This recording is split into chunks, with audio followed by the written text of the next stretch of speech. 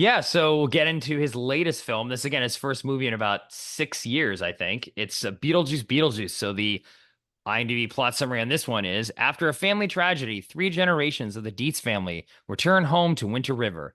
Still haunted by Beetlejuice, Lydia's life is turned upside down when her teenage daughter Astrid accidentally opens the portal to the afterlife.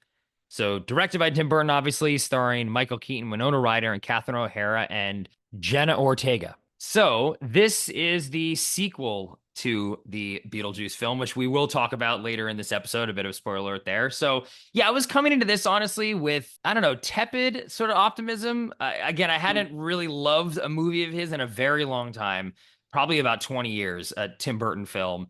But Beetlejuice is one of my favorite movies of all time. And getting the whole gang back together again with Michael Keaton coming back and the same cast. And I get a sense that Tim Burton was excited about something, that if they wanted to do a cash grab on this and do a quick, make some money, make a sequel, they wouldn't have done it 20 years ago. And there have been fits and starts of this movie over the last 20 years of them trying to develop it in different ways, and they never really found the right script. So I went in thinking, like, you know what? Maybe this is the right thing because they're finally making it. There's no other reason why Tim would be doing this because he turned it down so many other times. And you know, I'll just say, like, high level, I thought it was okay. It wasn't terrible, which I think a lot of these legacy sequels can be. Was it as good as the original movie? No way. Was it as good as like a classic 90s Tim Burton movie? No.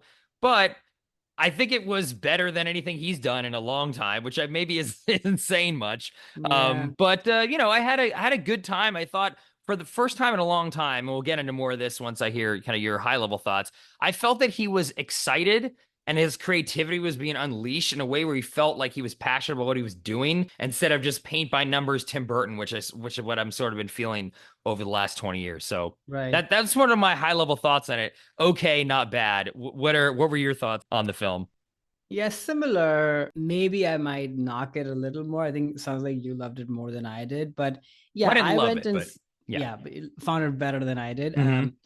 I so this is a huge sort of crime to even admit to, but I'd never seen the original one until Oh. in preparing for the episode, and somehow it just Oh. got away from me. I just never Yeah. got to it. So, Hmm. for me, it was like I don't have any relationship with the movie, but at the same time, like, why do we need this? But then, to your point, like the intentionality of doing a sequel after such a long time, there must be something to it. I would say, like, it was okay. I didn't want to run away, which is which I can't say that I have not felt with some of the other Tim Burton movies in the last Uh-huh. 20 years, that I Yeah. probably did run away from some of them. So, so there's that. But, and you could see like some of the creative flourishes and such are in there. But I have to say that I guess what made me sad ultimately was that this movie actually could have been good, or like Hmm. really good. I think Hmm. the bones are there. And for some reason, I guess we can get into it now, which is that I think the story beats. There's just too many things Yeah. happening. Hmm. He should have just stuck to a simple story about the main family, and that's that. There's no reason for Monica Bellucci other than the Yeah. fact that they're in a relationship together, and all sorts of other things. It's just too much. And then secondly, I don't know how you felt about the visual kind of language of the movie, but it felt like a Netflix movie to me. I felt like I was watching it on my TV. Mm. Um, and funnily enough, I'd watched the original Beetlejuice like not long before I watched this one. And there's something so creative and clever, but also simple about the first movie, that it's so intriguing and charming and also funny. Yeah.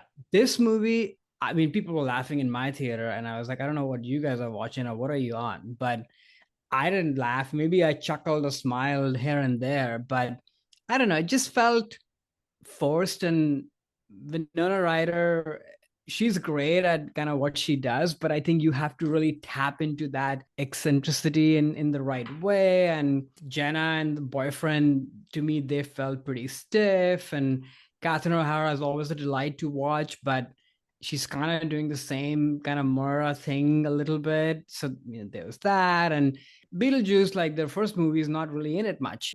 Yeah, overall, I just think it was okay. Could have been much worse. So I was thankful for that. That is not the case. Right. But I also felt a little sad because I think it could have been amazing. Yeah, You I think there, to your point, there were too many things going on. It almost felt like because they've been developing the movie for so long, oh, we mm, have four different scripts. We're just going to mash them into one, which I don't think they did here, but it feels like they did felt like because that. there are too many plot threads going on. I actually felt the Jenna Ortega piece with the boy, like I liked that plot a lot, actually. Even though I kind of figured where it was going when it was starting, but I still like, okay, this feels kind of like a good teen soap drama. Like I kind of like that stuff. Like this will be interesting. But Mm, then you have Beetlejuice, with his ex-wife, that was piled in there, and then no more need. things going on with Winona Ryder's character, and then Catherine O'Hara's character, and just there was just too much. It could have stuck to one or two things, and it would have made this movie actually a lot better. And on the aesthetic of it, I actually really liked the way the movie looked. I felt that Mm, Tim Burton, for the first time in a very long time, they were like practical sets, practical that is effects, true. especially after the Alice in Wonderland movie that he made. All of his movies just were too much CGI, and I feel like Right. that ruined his creativity because it let him do whatever he wanted. It was like a blank canvas; he'd create anything. And I think artists need some sort of restraints, even if Right. it's just the natural world put on them that helps make them more creative. I really love the production design in this movie. I thought it was very unique in nowadays in movies where you don't really see this because it is mainly CGI. I mean, I love Right. the sequence. It was like stop motion when they were explaining what happened to Charles, the father Yeah. of Cool. Lydia. That was really cool and unexpected. I love the sequence where they explained Beetlejuice's origin. It was like this small, like black and white stuff, and it felt like Tim Burton with both those two sequences were again more creative than he's been in a Hmm. long time. Like he felt inspired to do something different and not just giving you what you would expect a Tim Burton movie to be like in a Right. boring way, but it was just too much. And I think the biggest knock on the movie that I would give is one you pointed out was it's not that funny. There's some good Or at bits in all. it, and I laughed a little bit, but the first movie, which again we'll get to later on this episode, is literally like every 5 minutes there's a joke, and it's so funny, and it's And funny, and they're it's big laugh moments. oh Like the yeah, dinner scene is, I mean, I get it. I'd heard of it before and I've seen clips of it, not to get yeah. it too far ahead, but it's Yeah. iconic. Right. Right. And just Michael Keaton, the jokes are nonstop in that first movie with Yeah. Beetlejuice's character. He's funny in this. He's great. I think he does a great job, slips right back into the role. The right amount of Beetlejuice, they didn't give you too much. They, waited enough, in the movie in terms of introducing him, but he doesn't, I can't think of like one funny line or a funny quote from the new movie. And I just saw it a couple days ago. Whereas the Right. first movie, I mean, that's, I think, one of the my most quotable movies. And again, we'll talk more about that. I mean, I quote that thing nonstop to this day. And it's so funny. And I just felt the humor. They could have taken another pass of the script to put more humor into it. Even Right. Catherine O'Hara, who I think is usually funny in everything she does, I don't Not too know, like funny. yeah, there weren't I enough felt jokes. tired. Yeah, I was like, okay, where are you going to be funny here? Like, Delia is such a funny character, and she's so good in Right. the first movie. And Catherine O'Hara is so talented. Right. They didn't give her enough to do. I No. didn't think that. So the humor, I think, was the most disappointing thing. Oh, actually, secondarily to that, I thought the score actually was kind of disappointing. Yeah. Danny Elfman, I thought was sort of that he was more the paint by numbers thing. I didn't Right. think it was just the same score as the first Beetlejuice, one of my favorite scores of all Yeah. time. But you just sort of regurgitating the same thing. Yeah. Not that interesting. So those are my two reasons what kept it from being really good.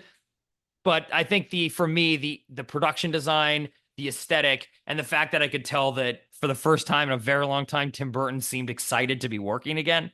that sort of got me through the film, and I'll definitely see it again when it comes out on streaming, and maybe Right. it'll sit better with me the next time I see it. But I mean, maybe it's also like the expectations of this being potentially terrible, and it wasn't terrible, sort of inflates my grade a little bit on the film, Yeah. because it could have been a lot worse, and it definitely could have been. It But definitely could have been. it's passable. I guess that's sort of the best way to Yeah. put it. It's It's passable. passable. And kind of that's what I mean by the Netflix comparison. Like this is a Mm, movie you could just put on, I don't know, Friday night if you weren't going out or anything, and it'll be totally mm, passable. You might have a mm-hmm, few laughs, you might marvel at some things or be intrigued by some things, revel in some of the nostalgia, and that would be that. And then you mm-hmm, wouldn't think about it ever again.